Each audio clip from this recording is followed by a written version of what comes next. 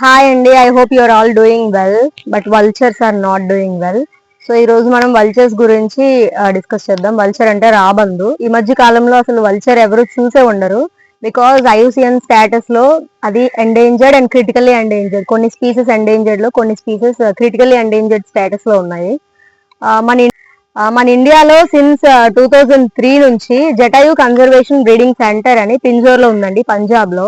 అక్కడ critically endanger species ని తీసుకెళ్లి బ్రీడ్ చేసి ఈ వల్చర్స్ యొక్క పాపులేషన్ ని ఇంక్రీజ్ చేద్దామని ఒక మంచి ఇనిషియేటివ్ గవర్నమెంట్ తీసుకుంది.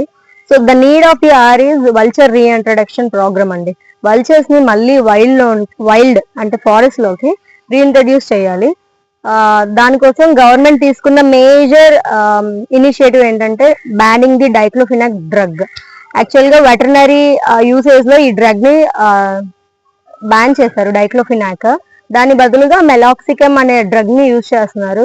ఈ డైక్లోఫినాక్ అనే డ్రగ్ ని కౌస్ లో అంటే హెల్త్ ఇష్యూ వచ్చేటప్పుడు ఈ వెటర్నరీ యానిమల్స్ కి ఇంజెక్ట్ చేయడం వలన ఆ యానిమల్స్ విత్ ఇన్ 72 hours చనిపోతున్నప్పుడు దాన్ని వల్చర్స్ అనేవి ఎలాగో డెడ్ యానిమల్ మ్యాటర్ ని క్యార్కాస్ ని ఫీడ్ చేస్తుంది కాబట్టి దాని మీద ఇది ఫీడ్ చేయడం వల్ల వల్చర్ అనేది కిడ్నీ ఫెయిల్యూర్ తో వల్చర్స్ అనేవి చనిపోతున్నాయండి.